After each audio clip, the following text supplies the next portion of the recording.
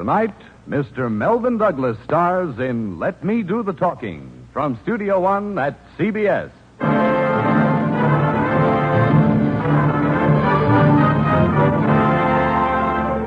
Look, Duckling, forget this famous stuff. That's what's wrong with all you kids. You want everything. How about wanting nothing? The girl who doesn't want to be a movie star, doesn't want a husband, doesn't want money. You'll set a new standard for American women. The girl who doesn't want anything, and I'll be your agent. For free.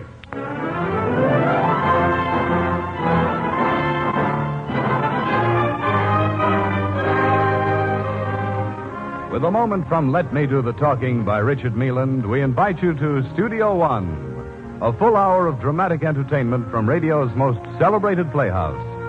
And now, to introduce tonight's great story, here is the director of Studio One, Fletcher Markle. Just for a moment, let me do the talking about Richard Mealand's sprightly novel of the same name, which is tonight's story.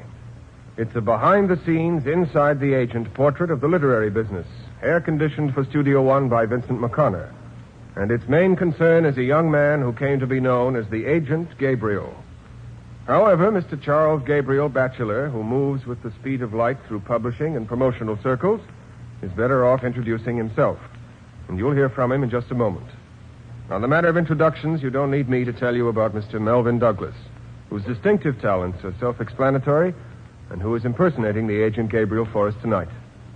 Principally involved also are Mercedes McCambridge as Bridget, Everett Sloan as Nat Peck Sr., Hedley Rennie as Nat Peck Jr., and Martin Wolfson as Drew Dorfield. Pleased to begin.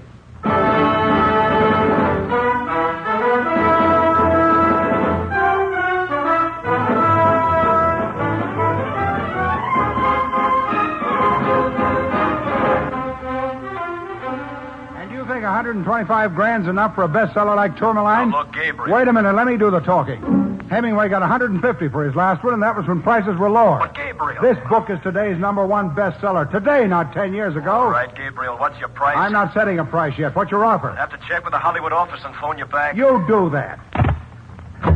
Mr. Gabriel, it's 6:30. I know, Sarah. Where's that contract for Doubleday? Here it is. Just finished typing it. Tuck it in my briefcase. I'll check it over in bed tonight. What about all these manuscripts? Put them in, too. What'll I do with this one by Which Miss one's Soldier? that? Oh, the lady from Colorado Springs who writes about life and love in old New England. Oh, yes, that. Send it back to her with a letter. Keep on writing, but write about things she knows about.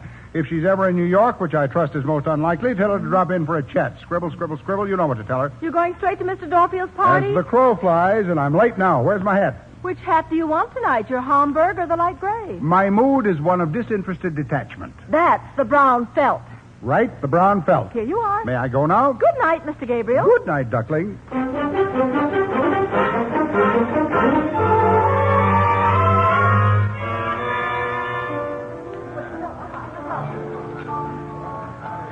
Another cocktail, Liz? And he simply said to me, you go along to I.J. Fox, darling, and pick out anything you Oh, want. excuse me. Well, hello. Oh, You know, this is why I like parties.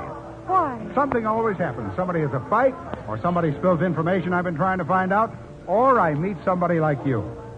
What was you wanted to ask me? Well, could you tell me over there, isn't that Mr. Dorfield, the Drew novelist? Dorfield in the flesh. Don't tell me you want his autograph. I just wanted to know if it was he. That's Dorfield, author of the nation's top bestseller, Tourmaline. Have you read it? Not yet. There are probably only two people in the crowd who have read it, the author and me. I read it because I'm his agent. What'd you say your name is? Barbara Jean Mudge? Barbara Jean Mudge. And you're from Middletown, Ohio. Galena, Illinois. That's what I said. Well, everybody having a good time? Gabriel, here you are. I've got to talk to you. Drew, this young lady wants to know if it's really you. Well, of course it's me. How do you do, young lady? How do you do, Mr. Dorfield? I'll leave it to the agent, Gabriel, to find the prettiest girl in the entire room. Thank you. Look, Gabriel, I've got to make like the host for another 10 minutes. Why don't you two go someplace quiet? How about that Russian restaurant next door? I'll join you there. Shall we do that, Duckling? Oh, if you wish. Fine. Meet you in 10 minutes.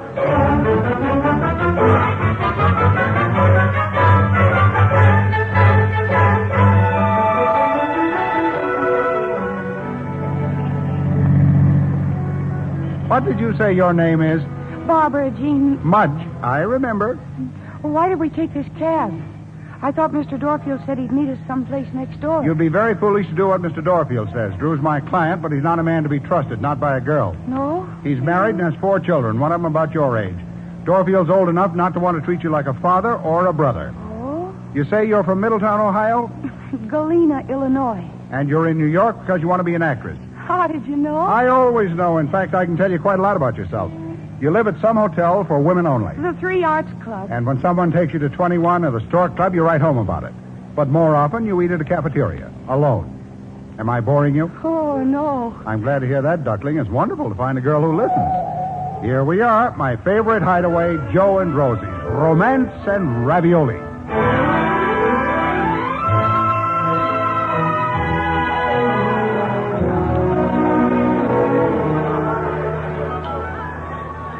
How's your daiquiri? It has little pieces of ice in it. That's the way it's supposed to be. We'll order food later. Prosciutto and melon. Maybe veal chops, parmigiano. Oh, I don't even know what they are. Well, it's time you did. What about Mr. Dorfield? Won't he be worried when he can't find us? Who cares? Playing tricks on Drew Dorfield is one of life's little compensations. Harmless tricks, of course.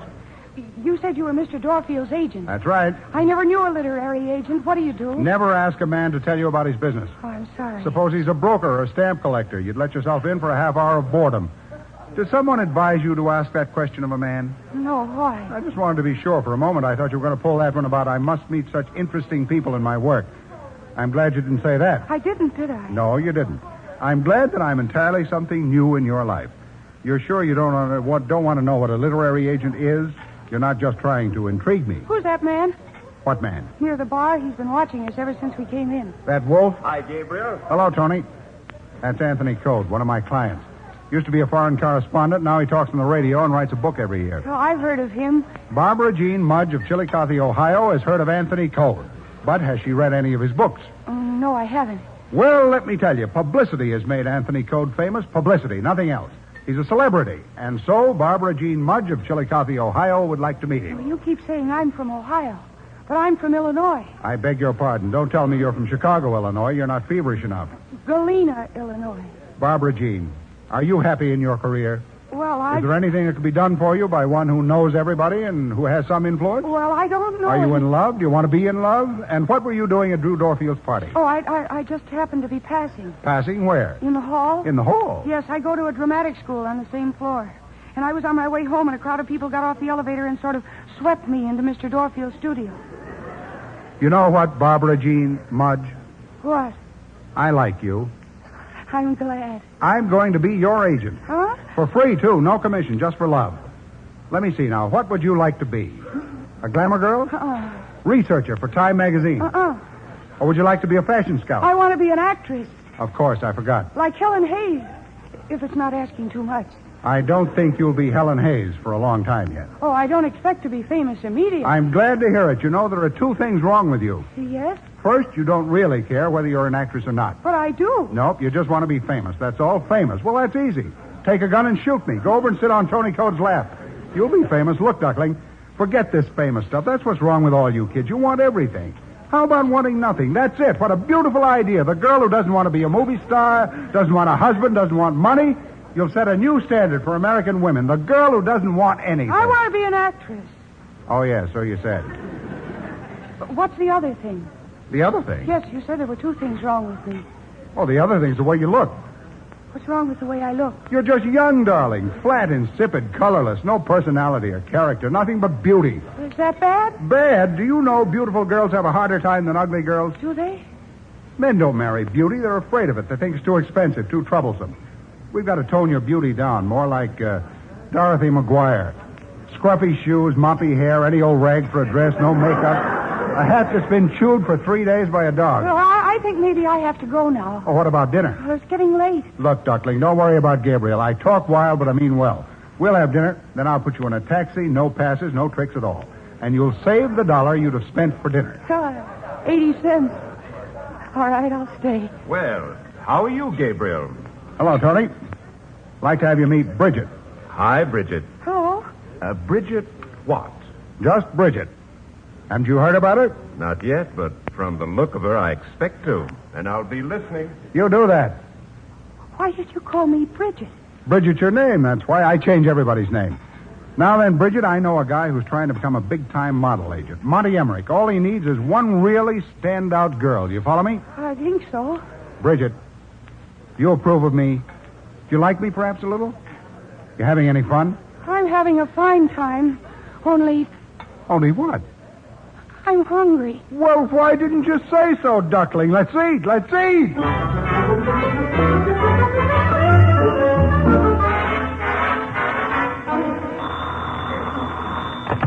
Mr. Gabriel's office.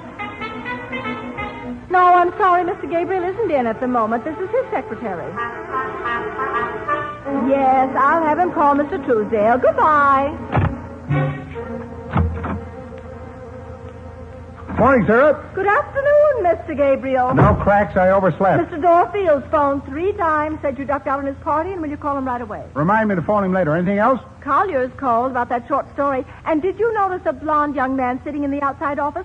He Say, says before that I his forget, father- phone Monty Emmerich. I found a girl I want him to look at. Fix an appointment for tomorrow. Tell him I'll bring her over myself. Who's the girl? Curiosity. Oh. Sarah, take a letter. Dear Ben. Ben who? Remember Ben Groats? I remember 2 years ago he ran out on you. Yeah, remember? He didn't need me as an agent after I'd built him up and worked my elbows out wangling a contract for that lousy book. Well, I certainly do. Yeah. Well, I just ran into him on Park Avenue. Wants me to take him back. Can't get along without me. Okay, here we go. Dear Ben, it was a pleasant surprise, underline was, to meet you again after these many months. I've been giving our conversation a little thought. I'd be glad to discuss it further with you, except that scribble, scribble, scribble. Give him the thing about how busy I am, the demands in my time. Scribble, scribble, you know, Sarah. Make him feel good, but let him know I don't want any part of him. Now, what was it you said about somebody being in the outer office? There's a young man says he's Nat Peck's son. I didn't know Nat had a son. Well, he could, of course, be an imposter. Calls himself Nathaniel Hawthorne Peck. Well, show him in. Oh, yes, Mr. Gabriel. And call Monty Emmerich right away about that girl. Right away, Mr. Gabriel. Will you come in, Mr. Peck? Thank you. Mr. Gabriel, That's right. I'm Nathaniel Peck. I think you know my father. Everybody knows Nat Peck. Sit down. What can I do for you? Oh, frankly, sir, I'm looking for a business connection. Something in the agency line. Your name was suggested to me, and Who by? Your father? No. Matter of fact, Dad wanted me to come in with him. Well, why don't you? He's one of the biggest literary agents in town. Oh, I couldn't, you know. That would smack of nepotism. Why'd you come to me? I've heard about you, how you'll get around, never miss a trick. I admire that sort of thing. Between you and me, Dad's a bit on the fuddy-duddy side, but I think you've got the most up-and-coming literary agency in the business. Frankly, I'd like to be in with you. I'm pretty much of a one-man organization. Well, that's exactly the point. I don't want to go with one of the big agents. It seems to me that, with my talents... What talents are you referring to, Mr. Peck? Oh, contact work, that sort of thing. People like me, I'm told. I think I could bring you some new clients. You know anything about writing? Well, I turn out a short story now and then, a bit of verse, essays. And, of course, through my father, I've gotten to know most of the top writers personally. Are you married? No, sir. You have an English accent. Why's that? I was educated in England. Mr. Peck, I've an idea I might be able to use you. Really? Oh, I say that. Only, let's not talk about it anymore today. I want to think about this. Suppose you drop back tomorrow around this same time. We'll discuss it then. Right? Right how? Exactly.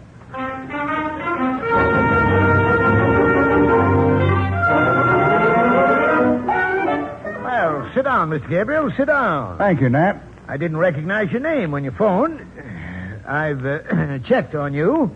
You handled Drew Dorfield, right? And that bestseller of his, Tourmaline, right? I handle Dorfield and approximately 30 other authors. Of course, my little business can't compare with yours. Dorfield's the only one worth the trouble. He must bring in $20,000 a year. No use trying to tempt him, Nat. Dorfield's been with me a long time. We're old friends, and he's not changing agents. What's this you said over the telephone about my son? He wants to come in with me. Wants to spend my money buying in with you, hmm? And your money buying up all the nightlife in New York. I presume he's promised to hand a number of my clients over to you? Why should I want any of your clients? I got all I can handle. Well, then what do you want with me? Look, Nat, I think I understand this problem. Your son has been a problem, hasn't he? Well, yes, he has. Frankly, I don't want him in with me any more than you want him in with you. I don't think he'll ever make an agent, but he might make a client. Client? What are you talking about? To take a lot of work, time, and money. I'm willing to put in the work and the time. Oh, come to the point. Point is, young Nat's a good-looking kid. On the lecture platform, he'd cut quite a figure with the women's clubs. He has a good voice. I believe I could make him into a personality. Yes, what kind of a personality? I'll have to give that a little study. Work out something that could bring credit to your name. And money to your pockets? We might make him as famous as Admiral Byrd or Nature Boy. Of course, he'll have to write a book. Well, the boy's done a little But writing. this would need to be a really expert job. I'd like to borrow your man Gregory to do it. It'll have to be something solid. I'll furnish the ideas, tell the ghostwriter what to write. I'll also need your publicity department for the build-up and your influence to get the book published. Mr. Gabriel, I've been an agent for a good many years, but I've never tried to sell talent where talent didn't exist. How do you know your son isn't talented? Well, I... Little help. You keep Gregory on your staff to help your writers polish up their stuff. What do publishers have editors for, if not to help writers? Frankly, I can't see your objections. Of course, I could take the boy in with me, sell him a piece of my business, make him an agent. In time, I could teach him all the angles. Now, hold on. I don't like your scheme, but I can't stop you from carrying it out. I can't dictate to Nathaniel either. If he wants to do this, he'll do it. But I do not want him in the literary agency business, either with me or with a competitor. Then you won't oppose me if I turn him into a personality instead of an agent.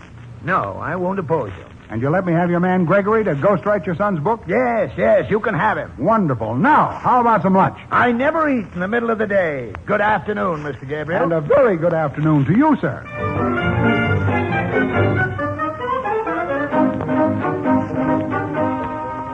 Oh, isn't that wonderful? Including Gregory, his top ghostwriter. I don't know how you do it. By the way, don't forget to phone Mr. Dorfield. He's been calling every half hour. Any word from Hollywood about his book? There's a wire from Joe Harris sitting right in front of you. Didn't see it. Well, interest in Tourmaline, hottest firecrackers, due my campaign around studios, his campaign. Suggest we set asking price around $300,000 and settle for $250. He suggests. Well, My efforts to sell book have caused terrific excitement. His efforts.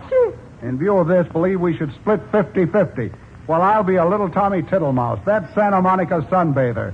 Take a wire, Sarah. oh, I certainly will, Mr. Gabriel. Mr. Joseph Harris, Hollywood. Dear Mr. Harris, get that mister. Book excites studios because #1 bestseller needs no build-up. Stop.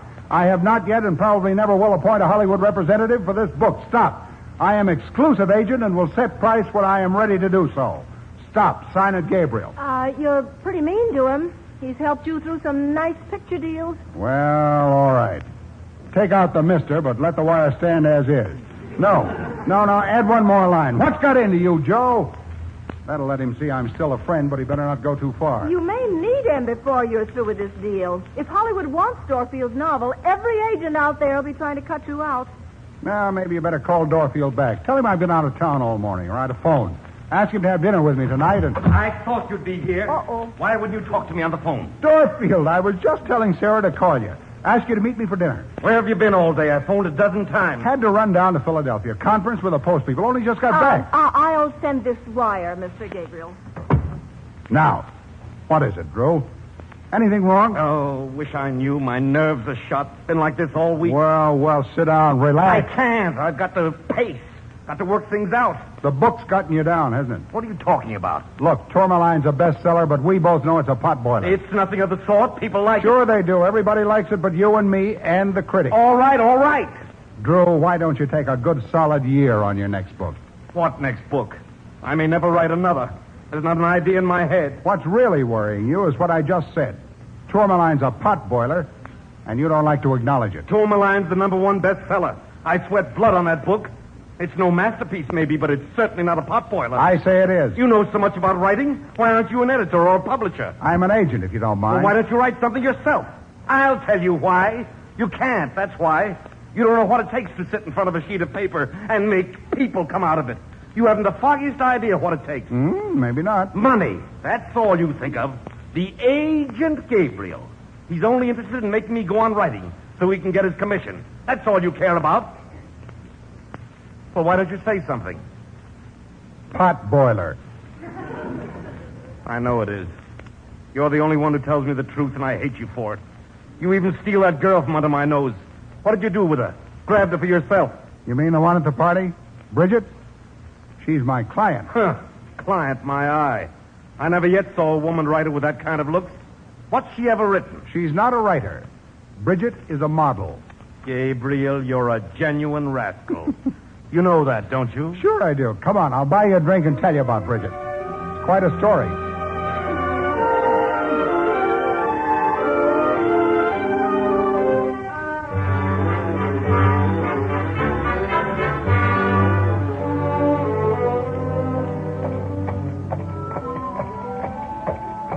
I hope none of my clients see me riding through Central Park in an open barouche, moonstruck. I've wanted to do this ever since I came to New York. Only I could never afford it. How long have you been in New York, Bridget? This is my second year. You think you're getting anywhere? Oh, my teachers at the academy say I could take a small part in a play. If somebody'd only give me a small part. Bridget should never take a small part. Are you going to call me Bridget all the time? Why not? It fits you. It's a healthy name. Like pigtails and apple red cheeks and new-mown hay. You couldn't be a star if you were Barbara Jean Mudge. But don't I need a last name? Zorina doesn't. Annabella doesn't. Hildegard doesn't. Haven't you done something to your hair? I change it all the time.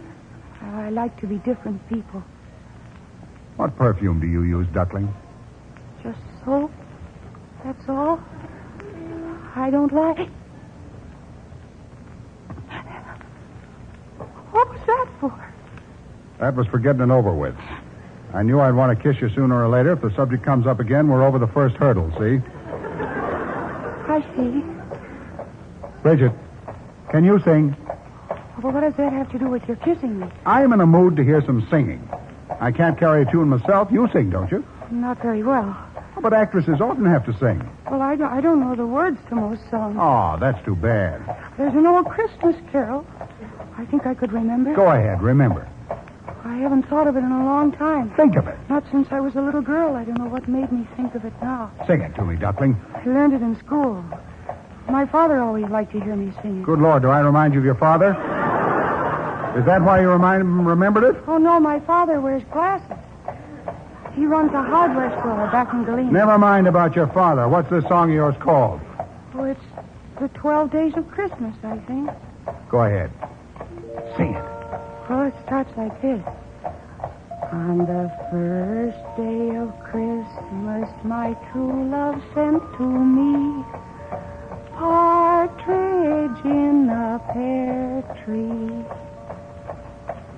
On the second day of Christmas, my true love sent to me 2 turtle doves and a partridge in a pear tree. That's a very funny song. Well, it's not supposed to be. Maybe it's the way I sing it. No, I like the way you sing it. Go on, sing some more. On the third day of Christmas, my true love sent to me 3 French hens, 2 turtle doves, and a partridge in a pear tree. I was wrong, Duckling. That's not a funny song. It's a very sweet song. On the 4th day of Christmas, my true love sent to me 4 calling birds, 3 French hens, 2 turtle doves, and a partridge in a pear tree. Oh, darling, the song's wonderful. And so are you.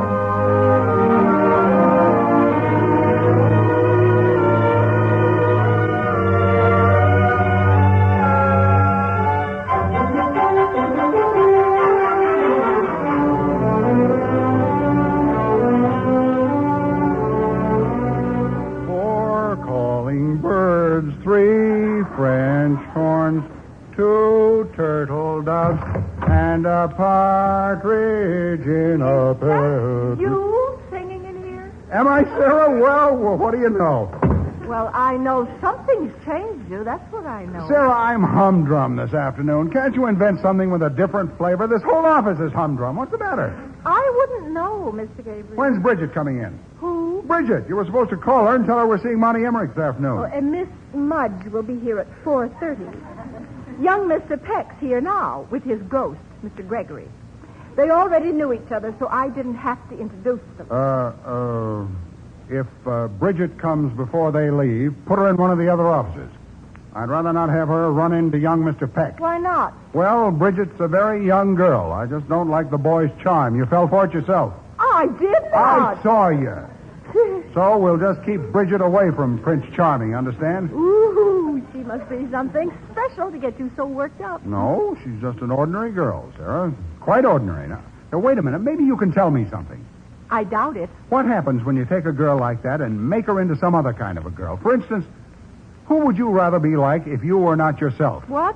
I'm serious. Who would you like to be if you weren't you? I'm not complaining. I know that. I wouldn't have you any different, believe me, but you'd like to be different, wouldn't you? I would not. All right, so you won't play. Well, tell me this. Who do I look like, Pygmalion or Svengali? Who are they, ballet dancers? Oh, as I mentioned before, it's a humdrum day. Show Mr. Peck in and his ghost. Yes, Mr. Gabriel. And keep Bridget out of that boy's way.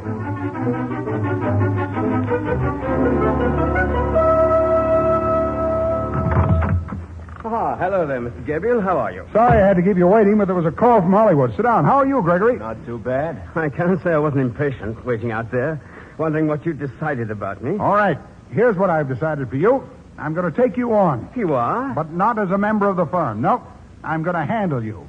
Make you a personality. Right, sure. You're going to be bigger than John Gunther. Oh, am I? We're going to do it together. You and I, and you too, Gregory. Glad to help. Gregory, I read that last job you did. General Holcomb's memoir. Wonderful. Don't know how you did it. You caught the old boy's spirit better than he could have done it himself. Well, thanks. And you're going to do the same thing for our boy. Well, what am I supposed to write? That's what we have to decide this afternoon. Now, Yes. First, we'll do a magazine article. Something with dynamite in it. Something we can plan in Curio magazine. That'll attract all the book publishers. If it's sensational enough. And I got it. What? You'll blast American education. That's Oh. the idea. You're an American who was educated both here and abroad. So apparently you'll know what you're talking about. Yes, but you see, You'll blast the low salaries paid American teachers, the standardization, the ivy-covered nonsense of our universities. Yes, but- You'll praise British education, start a first-class controversy. But I really didn't like school in England. So what? After this magazine article, you'll do a book. You'll go on a lecture tour, like Anthony Coate, all those women's clubs. Oh. What do you think, Gregory? Can you do a job on this? Sure, I was in England once. Went to Shakespeare's birthplace. There's your inspiration. Couldn't ask for a better inspiration than that. I'll write the magazine article tonight. We'll plant it in Curio magazine tomorrow. Then come the headlines. Now, let's see. What do we call this article? Something with a wallop. Yes. Now, how about this? The Great American Moron. Not bad. That's it. Every kid knows what a moron is. That's what we call it, boys. The Great American Moron.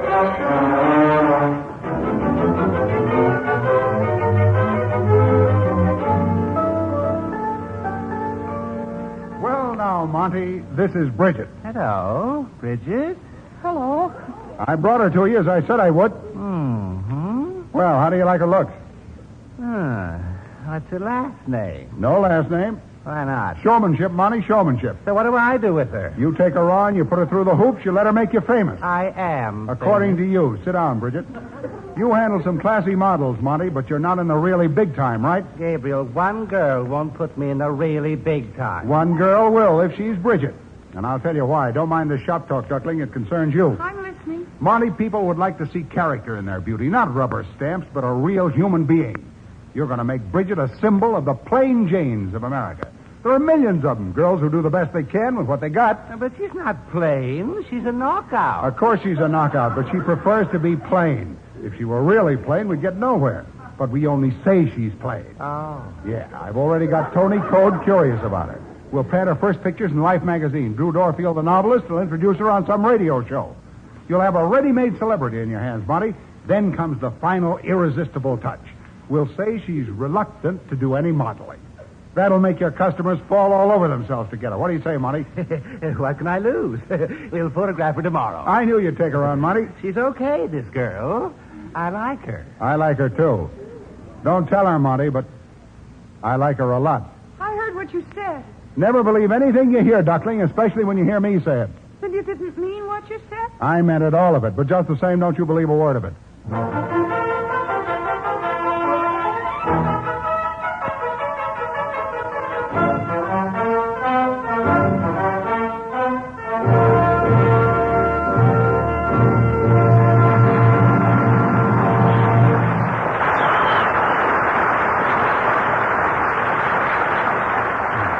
From Studio One, radio's celebrated playhouse of dramatic entertainment, you are hearing Melvin Douglas starring in Let Me Do the Talking, A version for listening by Vincent McConnor of the Richard Mealand novel. Studio One will resume after the customary pause for station identification. This is CBS, the Columbia Broadcasting System.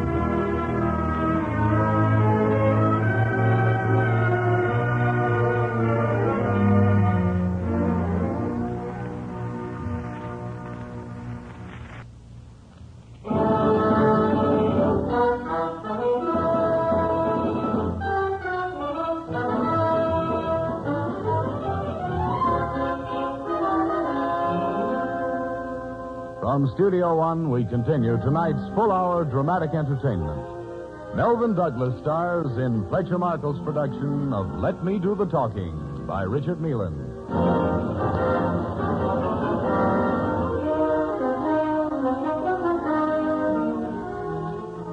All right, Sarah, this is it. The Tourmaline telegram. Send a copy to every major studio in Hollywood. Yes, Mr. Gabriel. Drew Dorfield finally agrees to following terms on #1 bestseller, Tourmaline.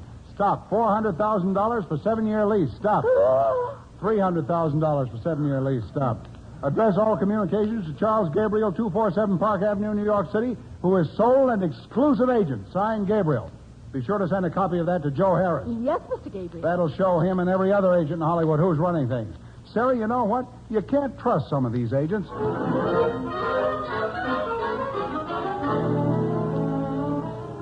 But, Gabriel, $300,000 is a lot of money. Oh, what's the matter, Dorfield? Don't you want it? Well, of course I want it.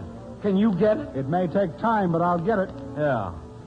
Meanwhile, I think I'll go up to Great Barrington for a week. You going to start that new book? I don't know. I hope so. Well, let me know when you find out.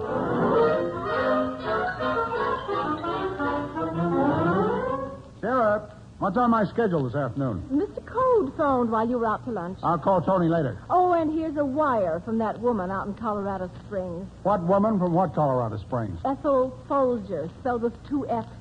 The one you told her to write about things she knows about. Oh, and what's her trouble? Well, she says, your encouragement has inspired me to start new novel about the Black Hills. Stop. We'll bring first draft to New York for your opinion and advice. Another visiting authoress who will want to see Oklahoma. Send her a wire. Delighted to learn you are starting new books. Scribble, scribble, scribble. You know. Anything else? Young Mr. Peck's waiting to see you. Nathaniel, send the boy in. Yes, Mr. Gabriel. Come in, Mr. Peck. Thanks, Sarah. Well, Gabriel, looks like we've done it. Done what? Don't tell me you haven't seen my article in Curio magazine. Oh, that. I saw it yesterday before it hit the stands. They've even printed my picture. That is what is known as the build-up.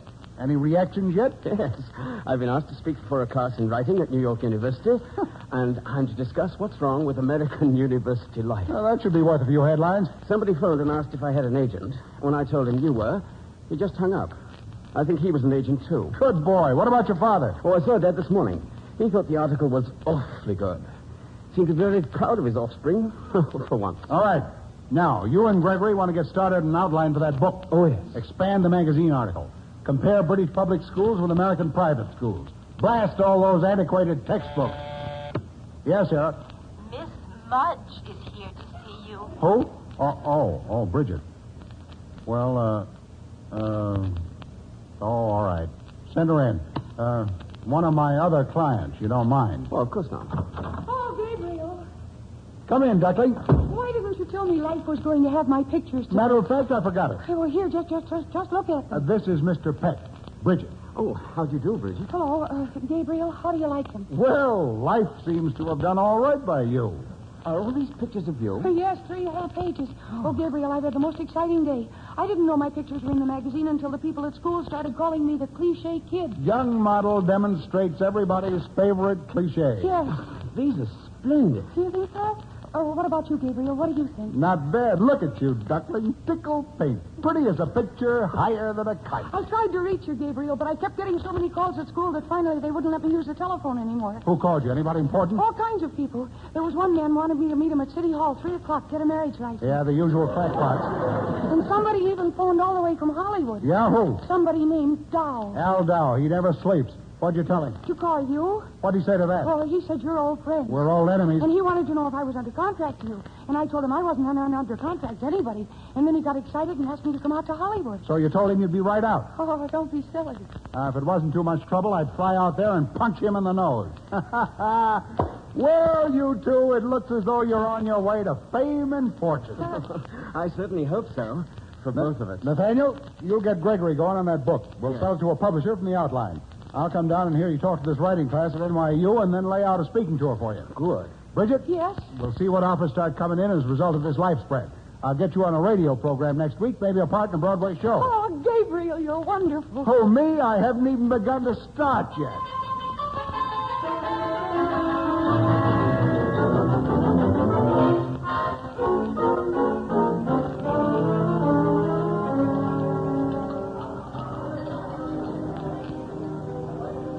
Oh, I like this place. Brings out the gypsy in me. I'm glad. Gabriel, is anything wrong? You aren't saying much tonight. Bridget, why wouldn't you want to go to Hollywood? And leave you? Don't be silly. So that's it. Well, there's Mr. Code coming in. Every place we go, we run into Tony Code. Hi there.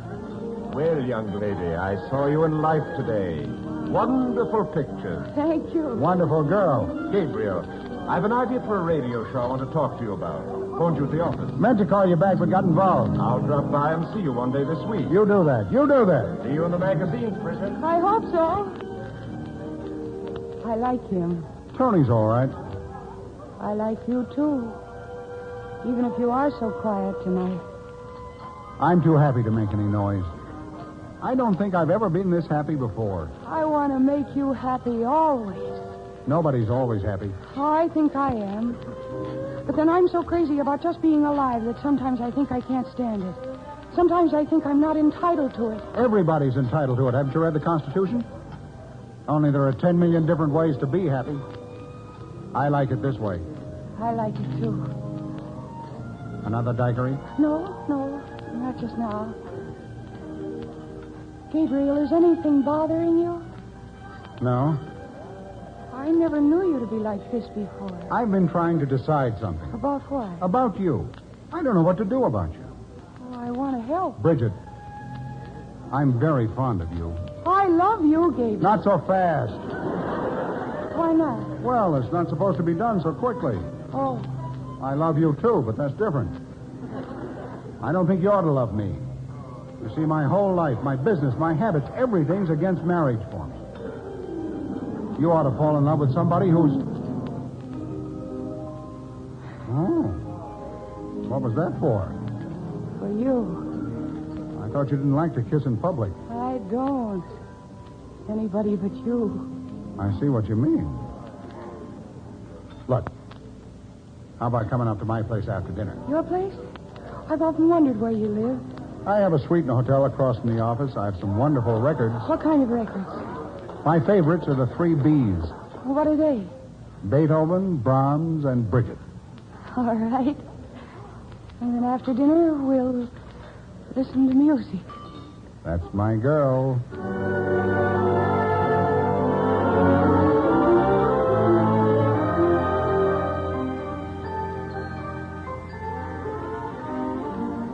Oh, so this is where you live. Flush doormen and everything. Nothing but the best. Let's stop at the desk and see if I have any messages. Good evening, Mr. Gabriel. Hello, Eddie. Got anything for me? Yes, your secretary's been calling all evening. Sarah? She's on the line now. Thanks. I'll take in the booth. Yes, Mr. Gabriel. Oh, this doesn't sound so good. What doesn't? Something's up, or Sarah wouldn't be in the office at this hour. No music tonight? Wait till I talk to Sarah, see what's up. Here we are. Hello? Mr. Gabriel? Yeah, Sarah, what is it? I've been trying to reach you all over town. I know. Everything happened the minute you left. All right, let's have it. Well, first of all, Ned Peck, the elder, wants you to meet him for lunch tomorrow. The man who never eats in the middle of the day? Well, he seems mighty anxious to eat tomorrow. I'm to let him know if you can make it. Sure, I'll have lunch with him. What else? Marion Roberts called from Hollywood. Says she's worried about her husband, and she's walking out on her contract unless the studio makes her a senior writer. I'll phone her in the morning. Is that all? No, and this is the most important.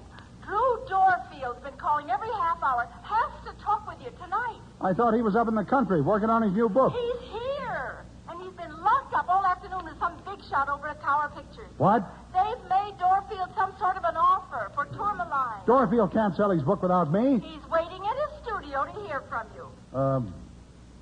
Well, I'll go right up there right away. Anything else? Oh, there's a lot of other stuff, but nothing that won't keep till morning. All right, thanks, Sarah. Good night. Good night. Well, You heard? I heard. No music tonight. No music. Maybe some other time. Maybe.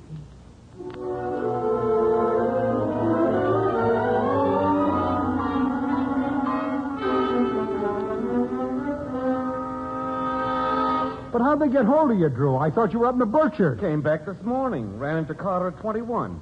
He's Tower Pictures' Eastern Story editor. And had lunch with him. And after lunch, he casually said, let's drop up to the projection room and look at one of our new films. How did you know? How did I know, he asks. I know this routine backwards. When the lights come up, there was this butterball sitting alongside of you. Carter introduced him to you, Vice President Ace of Tower Pictures. Before I knew it, I was in the guy's private office. Yeah, that beautiful pickled oak office with Mr. Ace sitting in the center. Well, what'd you promise him? Nothing, Gabriel, not a thing. I told him you were my agent and he'd have to call you. He wouldn't do it. But he offered me $100,000 for the book. Peanuts! Didn't you tell him we're asking $300,000? He said we'll never get it. Sure, we'll get it. He said his was the only company that would make an offer. He said none of the others has yet. Is that right? It's too soon. I only fixed the price yesterday. Come on, what else did he say? He raised his offer to $110,000, so I wouldn't have to take your 10% out of my money. Why, that big... Ace says they won't pay a penny more. We'll see about that. Where'd you leave it? When Ace found out I wouldn't commit myself, he agreed to see you and discuss it further. He'll be in his office tomorrow morning at 10:30. And I'll drop in to see him at 11:30. That ought to show him.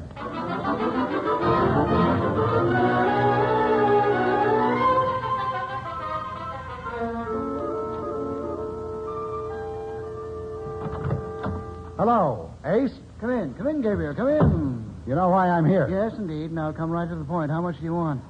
Why did you go behind my back yesterday? Sit down, Gabriel.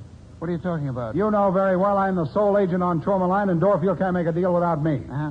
Your company received a telegram from me naming our price, and that's still our price. Oh, you agents. You're all alike. This is a free country. Why shouldn't I talk to Dorfield? Do you want to sell Tourmaline or don't you? What are you offering? Me? I'm not offering anything. What do you really want for this book? $300,000. I told Dorfield yesterday, and I'll tell you now.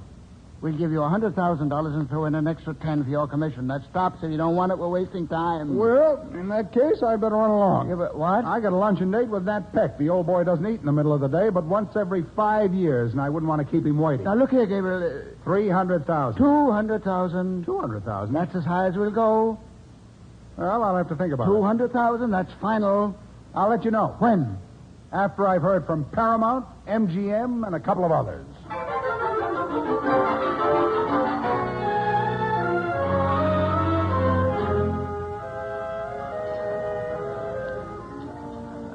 Now then, Mr. Gabriel, what would you like? A Scotch and cocktail soda, first? Nat. I never take anything until later in the day myself.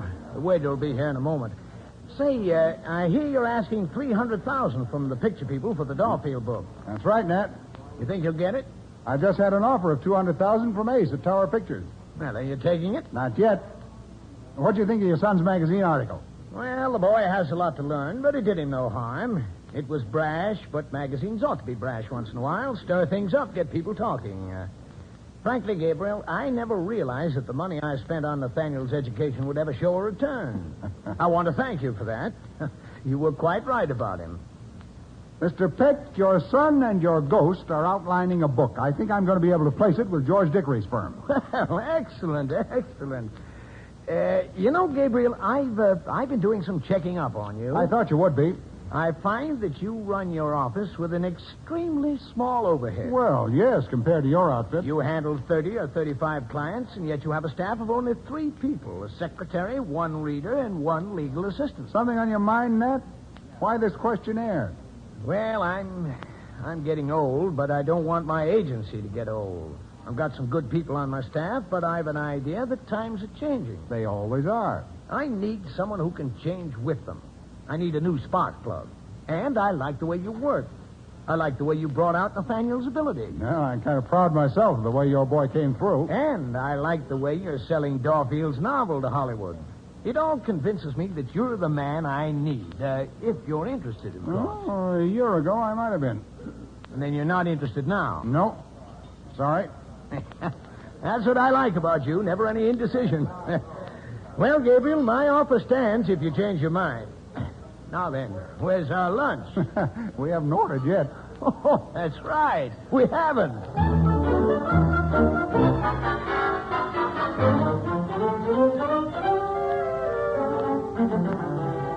And so I got Mr. Ace to raise his offer to $200,000. My favorite agent is the Agent Gabriel. That's more than I've ever gotten for any of my books.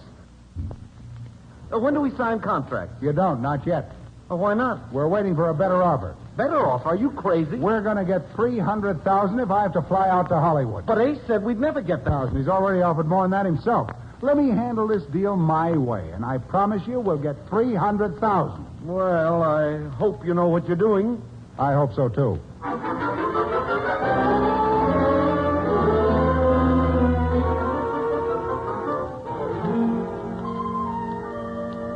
Sarah, this has been a wonderful day. Yes, I know. You were wearing your pork pie hat when you came in. I've set Bridget on a big radio show next week. By the way, Mr. Gabriel, what else happened today? old Nat Peck offered to take me in with him. You're going to do it? What do you think? I'm flying too high on my own. This afternoon, George Dickory agreed to publish Nathaniel's book, and Tower Pictures have offered $200,000 for Dorfield's book. Well, it has been quite a day. And it's not over yet, Sarah. There's more to come. You won't forget to phone Bridget. No, Mr. Gabriel. I'll phone her right away. Tell her to meet me for dinner. Usual place? Yep, usual place.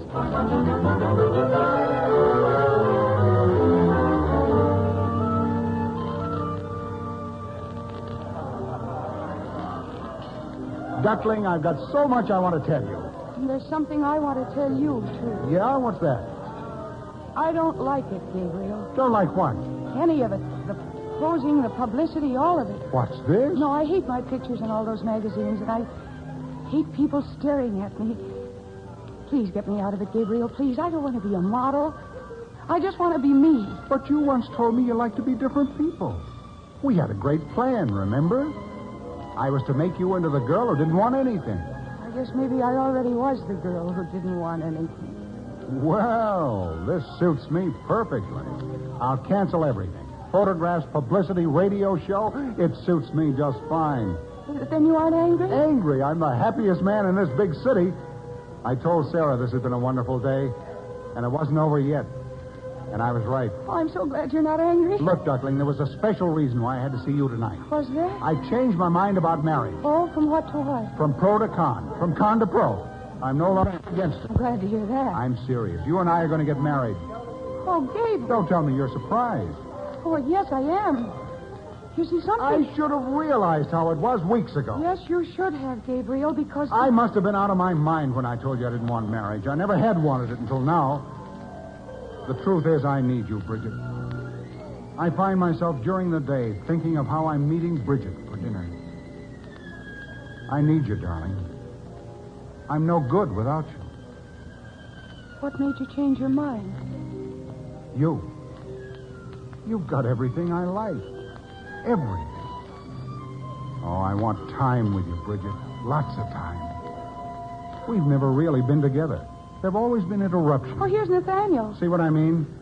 I thought Nathaniel was talking to some women's club up in Westchester. Oh, I asked him to meet us here when he was through. I hope you don't mind. I do mind. I mind very much. Hello, Gabriel. Go away, boy. Go write a book. Well, how's my Bridgie? Who's Bridgie? Oh, Bridget. I call her Bridgie. Aren't we cute? Have you two ordered dinner? No, you're just in time. Pull up a menu and sit down. Thanks. I stopped in at the apartment for a clean shirt. Dad said he had a talk with you this afternoon, Gabriel. That's right. Did he say anything nice about me? Nothing you don't know already. He had a client of yours at the apartment. Client? What client? Mr. Dorfield. Dorfield? What was he doing there? I don't know. Something about his book. Selling it to Hollywood. Well, I'll be So Nat Peck's getting in on this. You can't trust anybody. If he thinks he's going to horn in on... Hi, Gabriel. How's my pal? Go away, Tony. I'm in a bad mood tonight. Oh, sorry, old boy. Dreadfully sorry. And how's little Bridget? Oh, I'm fine, thanks. You're Anthony Code, aren't you? That's right. My name's Peck, Nathaniel Peck. I know who you are. Gabriel, didn't you say something yesterday about Mr. Code writing a foreword for my book? Yeah, it was just an idea. I'm doing an expose of American education, you know. Yeah, that should be good. I've never written a book before. Well, don't. Mr. Code, if I write a book, Would you do a forward? I'd do anything for you, baby, but I wouldn't write a semicolon for your boyfriend Peck. Hey, what's the matter with you, Tony? Gabriel, I'm beginning to think you can't see very well, especially if something's right under your nose. What kind of a crack is that? Am I to understand, Mr. Code, that you won't do a foreword to my book? Yes, and you can understand this, too. Lay off Gabriel's girl. What are you talking about? Yes, what? Gabriel's a pal of mine. Best pal I got. I'm sure he is. Matter of fact, I've a good mind to push your face in. Yes? You and who else? Me and nobody else. Like this. Go!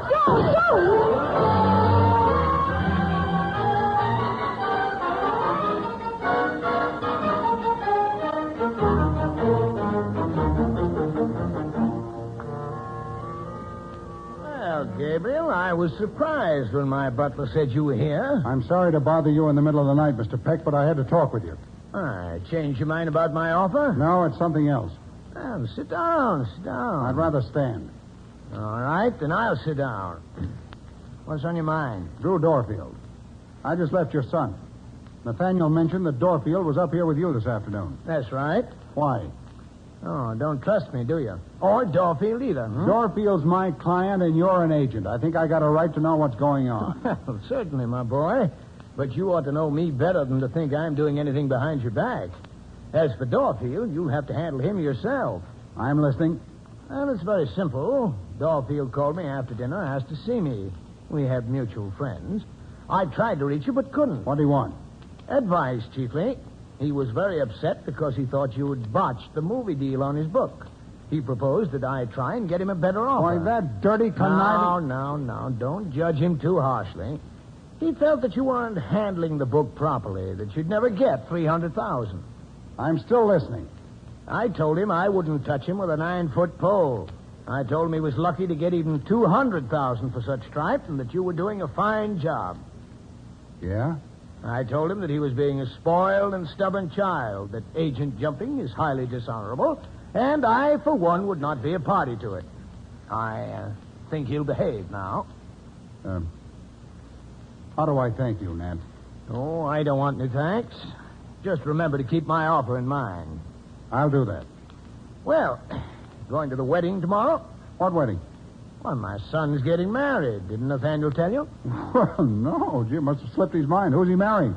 Oh, I believe the young lady's a client of yours. Charming girl. Calls herself Bridget. Bridget? Yes. Charming girl. Bridget's marrying your son? Tomorrow afternoon at City Hall. They got the license several days ago. They did? Well, I'd better be going. Good night, Nat. Good night, boy. Thanks.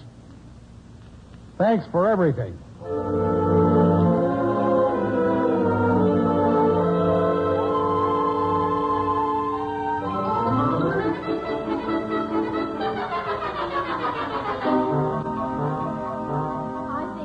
This headline best. Writer socks writer. Anthony Code fights for girl in nightclub. I've seen them all. Nice publicity. The Tribune was the only one that printed your name, and they buried it at the bottom of the story. That's where it ought to be.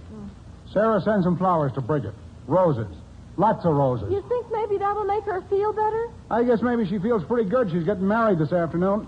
Why, Mr. Gabriel, congratulations. Not me, Sarah. She's marrying Nathaniel Hawthorne Peck, Jr. Oh, the poor girl. What do you mean, the poor girl? She'll be happy. She's in love with him. So's he. You send the roses and no cracks. Yes, Mr. Gabriel. Now, what's on the schedule for today? Well, there's another wire for Marion Roberts. She says unless you talk to her studio, she's walking out. I wish I could get out there. I'd work out a new contract for her, sell the Dorfield book, and tend to a lot of other stuff. Miss Folger is waiting to see you. Who's Miss Folger? Remember? Spelled with 2 F's? From Colorado Springs? She's brought the outline of her novel to discuss with you. You mean she's here? Sitting outside. Twice as large as life. If she wants me to take her to Oklahoma, no, show her in. Yes, Mr. Gabriel. Come in, Miss Folger. Oh, Mr. Gabriel, after all these months, we finally meet. Well, well, Miss Folger, this is a very great pleasure, Miss Folger.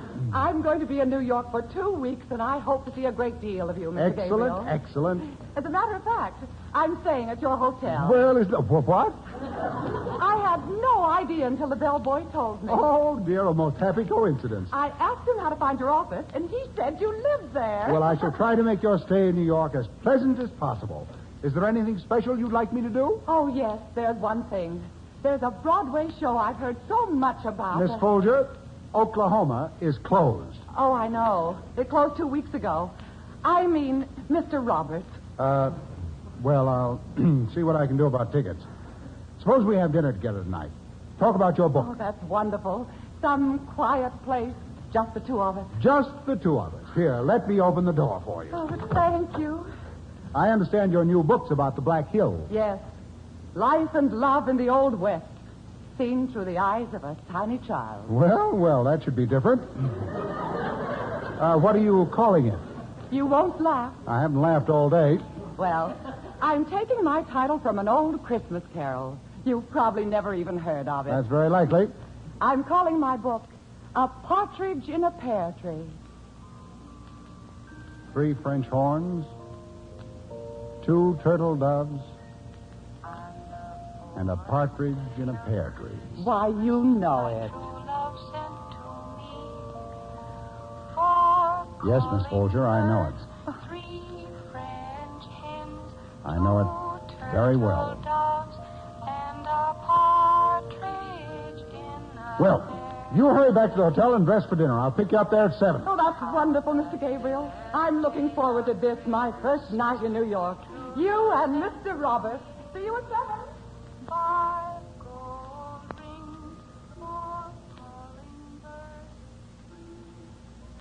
Sarah, come in here. Yes, Mr. Gabriel? Anything wrong? Give me a seat on the next plane for California. What? Phone Drew Dorfield. Tell him I'm flying to Hollywood to sell his book.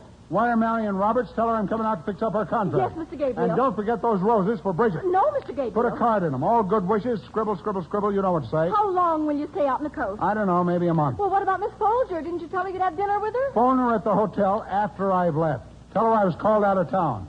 Tell her I've gone to see Mrs. Roberts.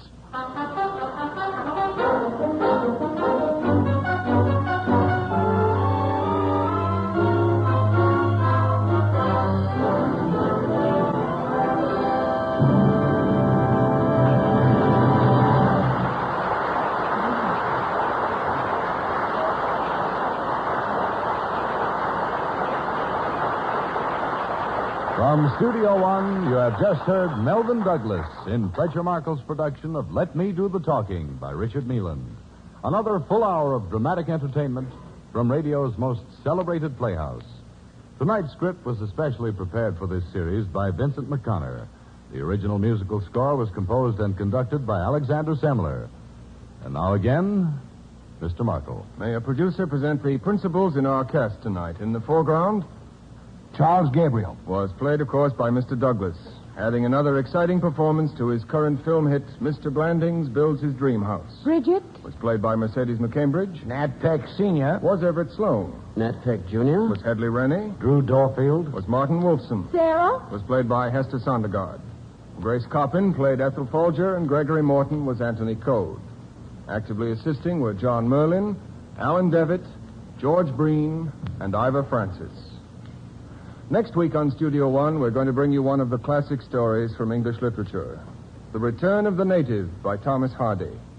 This remarkable portrait of human emotions is set against the bleak moors and curious superstitions of the English countryside. It's the story of a young man who returns home from Paris and falls in love with a girl whom the people of the countryside suspect of witchcraft. And to play the role of the returning native, we are delighted to welcome an old friend back for a return engagement on Studio One. He is the international star of stage and screen, Mr. Michael Redgrave. We hope you'll be with us. And so until next week, so Michael Redgrave in The Return of the Native, this is Fletcher Markle with a good night and thank you from all of us in Studio One.